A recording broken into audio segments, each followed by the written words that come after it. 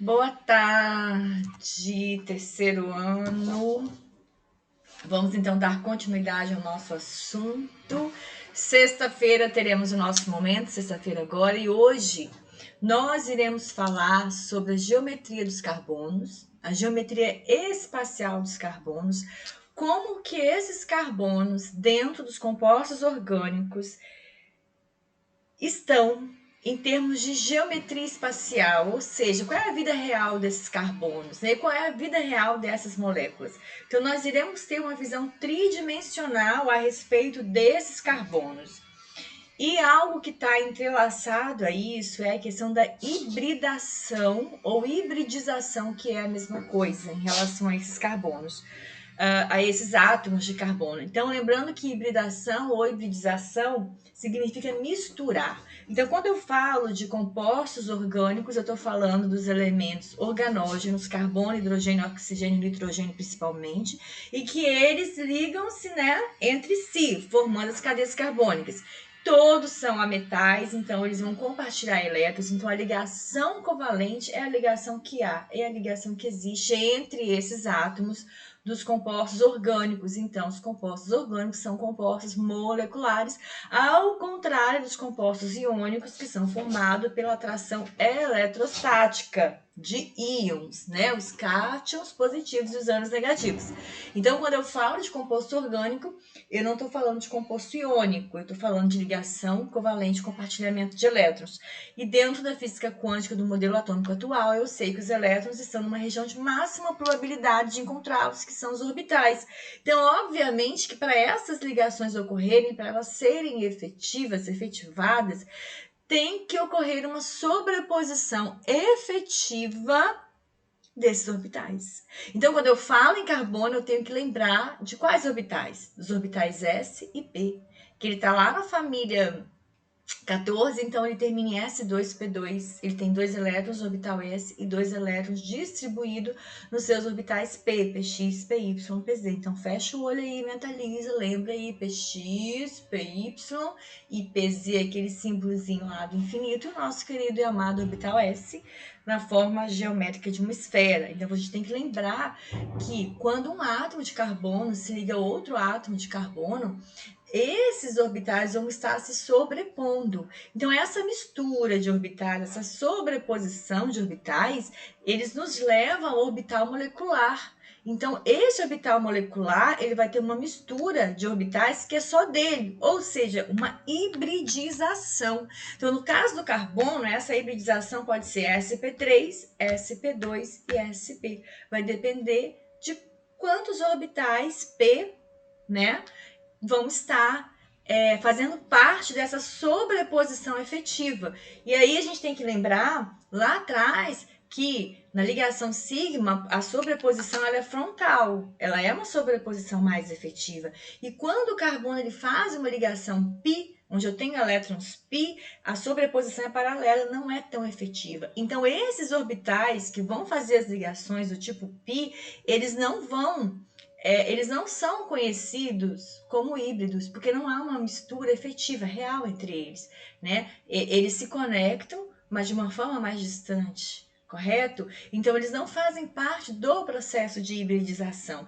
Então, quando eu falo de hibridização, eu tenho que lembrar do orbital S do carbono e dos 3 orbitais P do carbono. E eu tenho que lembrar das minhas ligações do tipo sigma e do tipo pi. Por isso que nós aprendemos distribuição eletrônica, modelo atômico atual. Por isso que nós aprendemos a ligação do tipo sigma e do tipo pi. Nada nessa vida é o acaso, gente. Tudo tem um propósito. E a gente tem que linkar essas coisas e internalizar para poder entender, né? E entender que a química é algo simples, fácil, desde que a gente entenda esse cronograma, esse fluxo. Tem que seguir o fluxo. Se você não vem desde o início, tu tem que voltar lá atrás e seguir o fluxo, porque é um fluxo contínuo, um fluxo real e um fluxo que está aí presente no nosso dia a dia. Não tem como a gente, né, abortar a química no nosso dia a dia, né? Então a gente tem que trazer para o mundo real, para o mundo prático. E a química orgânica, ela traz muito isso. Por isso que nós estamos sempre abordando a química orgânica dentro dos compostos orgânicos encontrados em plantas. E daí eu aproveitei o projeto de vocês, né? Quem quiser acompanhar lá no Instagram, ifserra.plantoterapia. É só pegar lá no Instagram que nós temos várias plantas, várias informações dessas plantas, de composição química, de ação farmacológica, de contraindicação, de plantio. Lembrando que são todas plantas que são recomendadas pela Anvisa e que fazem parte da nossa farmacopeia, que é a farmacopeia brasileira. Então, são plantas que possuem estudos científicos comprovando as suas ações. Lembrando que existe uma forma correta de fazer uso dessas plantas e lembrando que elas também têm compostos químicos. Então, é essa velha história, grande história, normal história de que é natural, não faz mal, não é isso. Como também não é dizer que a química faz mal, porque compostos químicos estão presentes em qualquer lugar, até nos produtos naturais. Porque o petróleo é um produto natural, gente. Não é? E aí tem vários compostos orgânicos, o álcool etílico, né? A gasolina, que são, né, os isooctanos, que são os hidrocarbonetos, certo? Então, cuidado com a casa da ilusão. Beleza, então nós iremos falar de alguns compostos. Na verdade, eu separei 2 compostos, que foram os 2 compostos apresentados por esse grupo do Terceiro Informática, que foi do ano passado, né? Acho que era o grupo, depois tem o nome, acho que era o grupo do Lúcio, se eu não me engano, do Ian, não lembro muito bem. E a hortelã-pimenta tem muito lá na nossa horta, né? Na nossa horta já tinha hortelã-pimenta. Eu lembro que tem um grupo do que hoje está no Terceiro Informática que cuidava da hortelã-pimenta, que se eu não me engano era o grupo do Maioli, da Bia. Eu não sei se tem mais alguém, né? Tem os meninos do Boldo, né? Mas que é parecido com hortelã-pimenta, mas não é hortelã-pimenta, ok? Então, nós temos, aqui está cortado, mas eu vou ler por alto, assim, né? Nós temos as ações farmacológicas da hortelã-pimenta, que tem o nome científico de menta piperita. Lembrando que o nome popular de planta vai variar de região para região. Nome científico não. Então, se tu quer conhecer uma planta, quer pegar a planta certa, vai pelo nome científico. Vai pelas suas características botânicas, principalmente flor. A flor, gente, é a identidade das plantas, tá? Tu reconhece uma planta pela flor. Às vezes tem plantas que são muito parecidas, mas a flor consegue diferenciar. Então, a flor faz um papel importante nessa diferenciação taxonômica, né? Então, a ação farmacológica da menta piperita, além de ser um ingrediente bacana, né? Tem gente que usa esse tipo de hortelã para fazer carne. Eu tenho um amigo meu que disse que fica uma delícia. Enfim, eu não como carne, não como carne mais. Mas ele disse que fica muito bom temperar a carne com a hortelã-pimenta. Enfim, mas ela tem algumas indicações aí para problemas no estômago, gastrite, vômitos, coceira, resfriado, mas tem contraindicação. Mulheres grávidas, né, principalmente amamentando, não devem fazer uso da hortelã-pimenta e nem crianças menores de 5 anos, ok? Bem, o grupo, né, colocou, então eles colocaram 2 constituintes químicos, a mentona e o eucaliptol. Lembrando, são constituintes encontrados nas folhas, mas não quer dizer que nas folhas da menta piperita só tem esses 2 compostos. Na verdade, existem inúmeros compostos, né? Tem plantinhas que produzem mais de 200 compostos orgânicos diferentes, tá? Então é isso aí. Lembrando também que se fizer chá, não é para fazer uma garrafa de chá e sair tomando o dia todo, viu, gente? Chá você toma 3 vezes, estourando 4 vezes, 4 xicarazinhas, 3 xicarazinhas, ok? E você também tem que ter uma continuidade também, porque é como se fosse, se você quer o efeito farmacológico, você deve permanecer utilizando aí, né? E também não pode ficar usando eternamente, né? Você usa aí 1 mês e meio, no máximo 2, depois dá uma parada, não vai ficar usando isso eternamente, tá? Ok, então vamos analisar aqui esse composto que é a mentona. Vamos resgatar alguns conhecimentos. Esse ona vem de cetona. Então nós temos a função orgânica cetona, que é esse C dupla O, que é conhecido também como carbonila entre carbonos. Então nós temos a função cetona e somente cetona. Ah, professora, mas eu tenho hidrocarboneto aqui porque eu tenho um monte de carbono ligado a hidrogênio. Não, gente, você não tem. Porque hidrocarboneto só é carbono e hidrogênio. Apareceu um oxigênio, um nitrogênio, deixou de ser hidrocarboneto, tá? Então, não queiram forçar uma coisa que não é, ok? Então, só tem a função orgânica cetona na mentona. O eucaliptol, ele tem oxigênio entre carbonos. O oxigênio entre carbonos é a função orgânica éter. Então, é aquilo que eu falei, estamos sempre voltando em função orgânica, tá, galera? Ok. Bem, e hoje nós iremos ver o quê? Qual é a geometria desse carbono? Porque eu estou olhando aqui em duas dimensões, né? E em terceira dimensão, infelizmente, gente, meu modelo molecular não está aqui, ficou lá no IFES, tá? Eu ontem fui procurar e ele tá todo incompleto porque ele deve estar lá. Enfim. Mas vamos que vamos. Vou ver, talvez, pedir um por encomenda. Agora, vocês sabem que nós vamos até dezembro, né? Então, vou ver se eu consigo um pela internet aí, porque para dar aula de química orgânica eu preciso do modelo molecular, sabe? Faz falta para mim. Então, o que acontece? Então, isso daqui, a gente tem que começar a imaginar esses constituintes em 3 dimensões, tá? E aí, vocês já me perguntaram algumas vezes, professora, por que tem ligação que tá assim, ó? Tá vendo como tracejado aqui? Aliás, esse não é tracejado, esse é cunho cheio. Porque o carbono, quando ele faz 4 ligações simples, a geometria dele é tetraédrica. Ele não tá todo no plano. Então, vai ter ligação que tá pra frente do plano, e tem ligação que vai estar atrás do plano. E como que eu represento isso no papel? Através dessa ligação de cunho cheio e cunho tracejado. O cunho cheio significa que a ligação está para frente do plano e a tracejado está para trás do plano. E isso sim vai sempre acontecer quando você tiver o carbono com 4 ligações simples, que é o que nós iremos ver hoje. E esse carbono com 4 ligações simples, ele tem a geometria tetraédrica, tetraedro, ela lembra, né? Ela é o tetraedro, junto com as suas ligações. E ela tem hibridização sp3.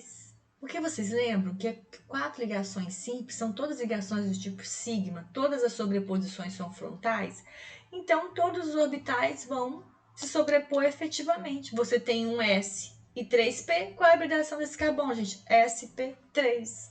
Dificuldade nisso? Não, muito simples de entender, desde que você faça a retórica e volte aí atrás.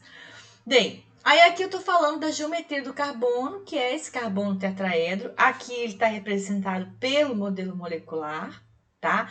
Aqui o cunho cheio, mostrando a ligação para frente, que é essa daqui. E a ligação para trás do plano, que é essa de linha tracejada.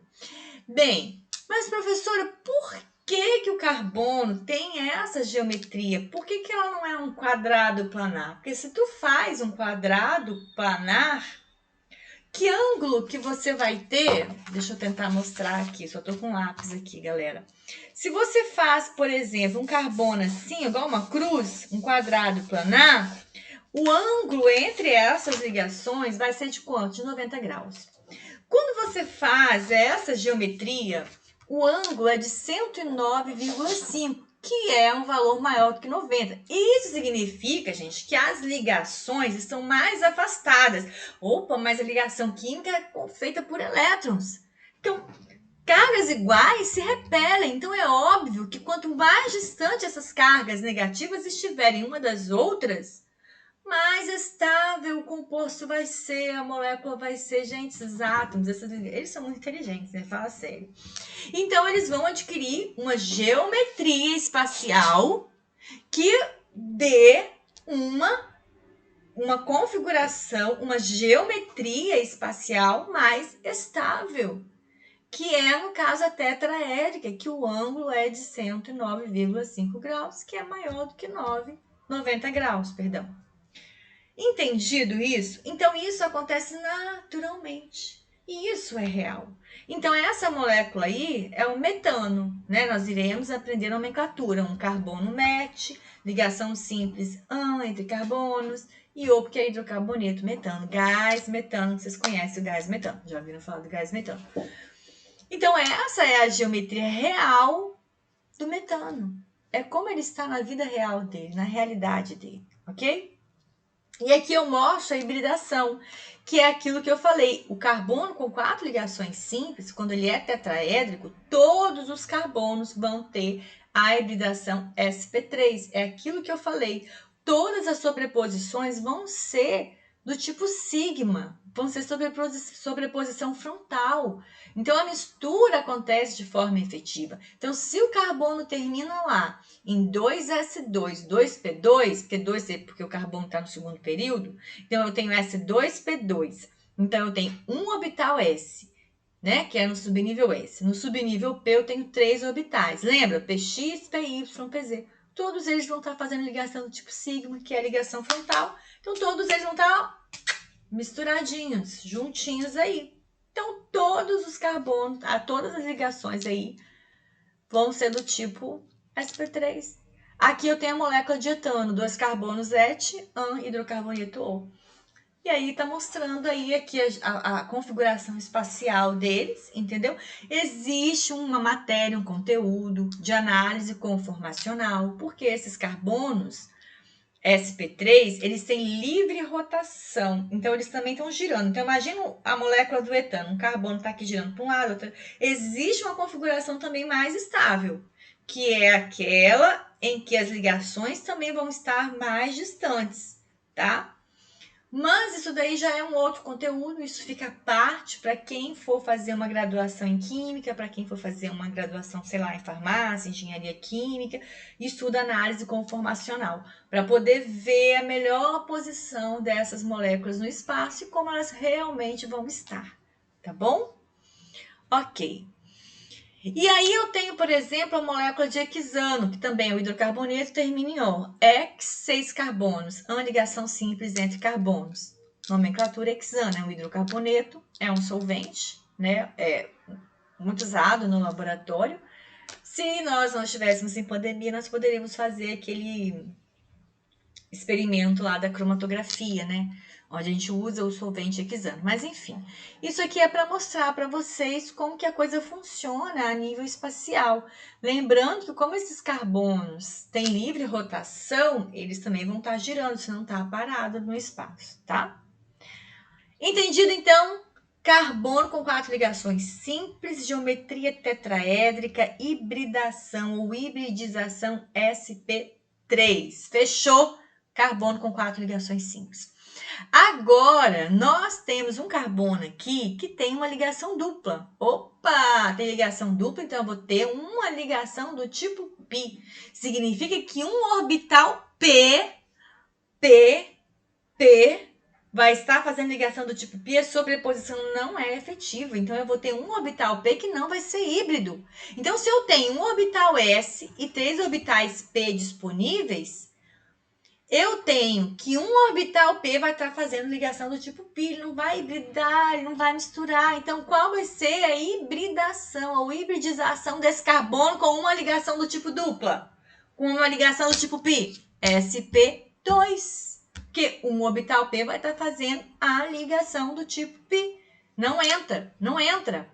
Tá aqui, ele está mostrando nesse desenho aqui que um orbital vai ser para fazer a ligação do tipo π com o outro. Então, ele não entra na hibridação. Então, fica a hibridação sp2. Então, carbono que tem ligação π, obrigatoriamente, a hibridação dele é sp2. Ok? Que geometria que ele vai ter? Trigonal planar, aonde as ligações vão estar mais afastadas possíveis. Em geral, o ângulo aqui é 120 graus. Tá? Aí está dando 121,7, mas vamos generalizar aqui em 120 graus, tá? Porque nós temos 2 diferentes ângulos, então vamos generalizar o ângulo de 120 graus, que é a geometria trigonal planar, quando o carbono, então, tiver uma ligação do tipo π. Difícil isso? Não, super simples, não tem mistério nenhum. Esse daí é a geometria espacial desse carbono. Bem, Aí aqui eu tô dando um exemplo da água, né? Que a água tem a geometria angular. Né? Por que a geometria angular? Porque está relacionado com a estabilidade, porque a água ela vai fazer duas ligações covalentes simples, mas ela vai ter dois pares de elétrons isolados que vão ocupar espaço e que são cargas iguais que se repelem. Então, quanto mais espaço para esses elétrons se acomodarem, melhor. Então, eles empurram as ligações para baixo e a geometria da água é angular, ok? Então, o que eu estou querendo dizer é que a geometria está sempre relacionada com a estabilidade da molécula, e a estabilidade da molécula está relacionada a uma questão energética, que neste caso, quanto menor a energia, mais estável a molécula é, ok?